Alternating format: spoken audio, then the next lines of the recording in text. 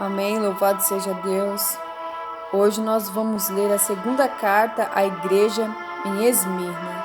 Senhor, abre o nosso entendimento, nos dê sabedoria para que nós possamos entender, compreender a Tua direção, ó Altíssimo.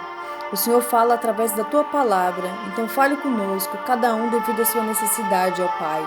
Em nome do Senhor Jesus é o que eu te peço, desde já te agradeço, porque sei que Tu irás falar. Amém. Segunda carta à igreja em Esmirna.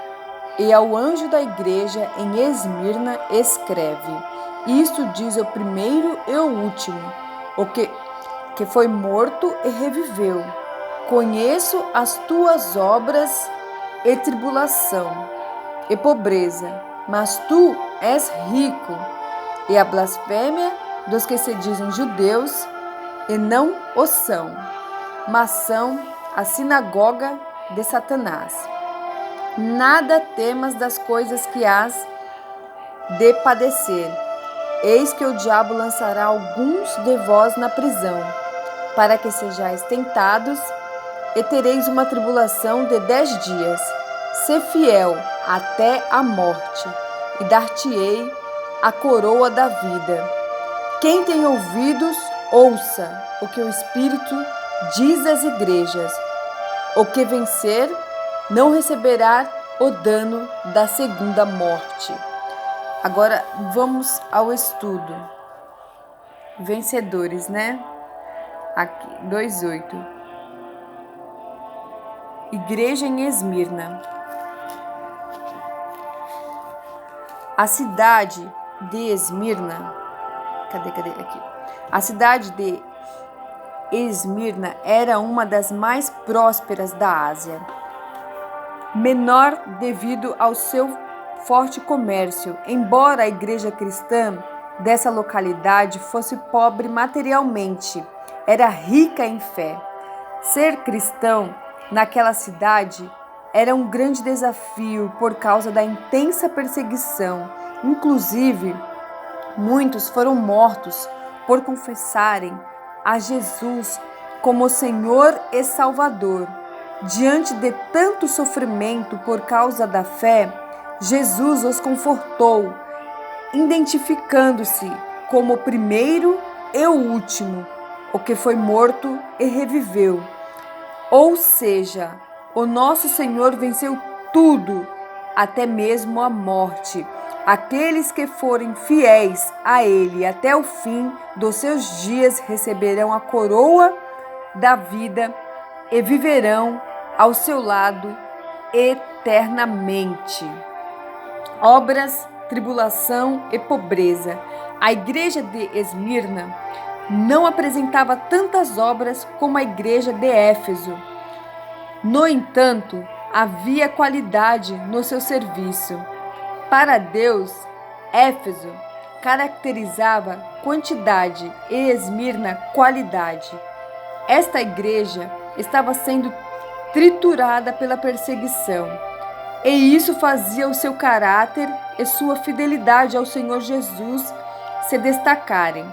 Ela suportou as duras provas a que foi submetida, porque amava o Salvador acima de tudo. Por isso, foi uma das igrejas que não foram repreendidas por ele.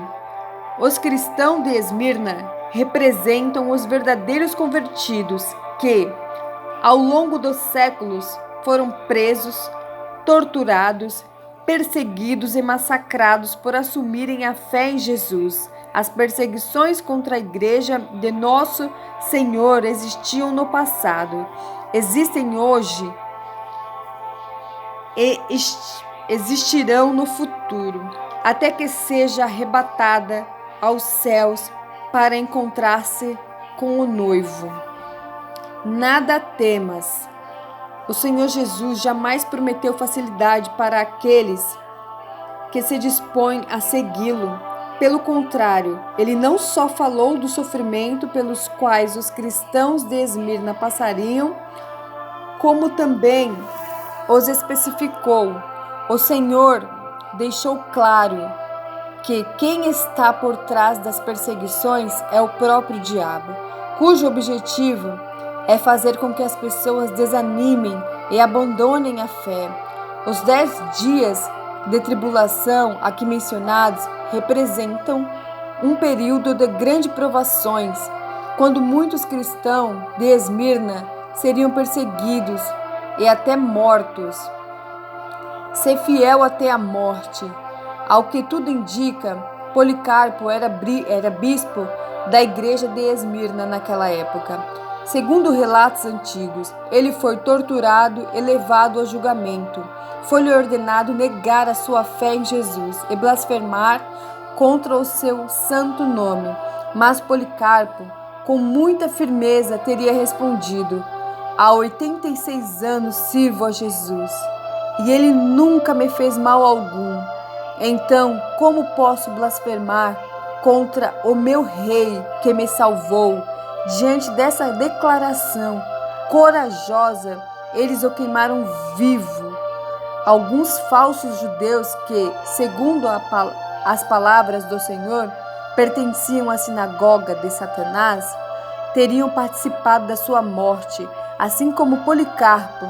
Muitos cristãos da igreja primitiva foram queimados vivos ou lançados às feras famintas para serem estraçalhados. No entanto, em nenhum momento negaram a sua fé ou blasfemaram contra Deus. Pelo contrário, enquanto os romanos gritavam com euforia ante e tão macabro espetáculo, os salvos, em meio à imensa dor, cantavam louvores ao Criador. A segunda morte é uma referência à condenação eterna no lago de fogo e enxofre. É um lugar tão terrível que a própria morte e o inferno serão lançados dentro dele. Por isso, não há promessa maior do que escapar da segunda morte. Apenas aqueles que têm o seu nome escrito no livro da vida é que estarão livres dessa condenação. Portanto, aquele que lê essas palavras e não tem certeza da salvação, deve-se interromper agora mesmo a leitura e fazer uma oração sincera a Deus, entregando em suas mãos toda a sua vida. Não deixe para depois. Tudo pode esperar, menos a salvação da nossa alma. Amém, Senhor. Nós entregamos a nossa vida em Tuas mãos, Senhor, porque sabemos que só o Senhor é perfeito, só o Senhor é o único Deus, meu Pai. Sabemos que as tribulações e as perseguições vêm para nos enfraquecer, desanimar, desistir de tudo, meu Pai. Mas sabemos, meu Pai, se nós nos concentrarmos, nos focarmos, meu Pai, no Teu Espírito, no Espírito Santo, que é o próprio Deus dentro de nós, meu Pai, seremos fortes, meu Pai, para vencer toda luta e qualquer perseguição. Então, meu Pai, batiza-nos, meu Pai, com Teu Espírito.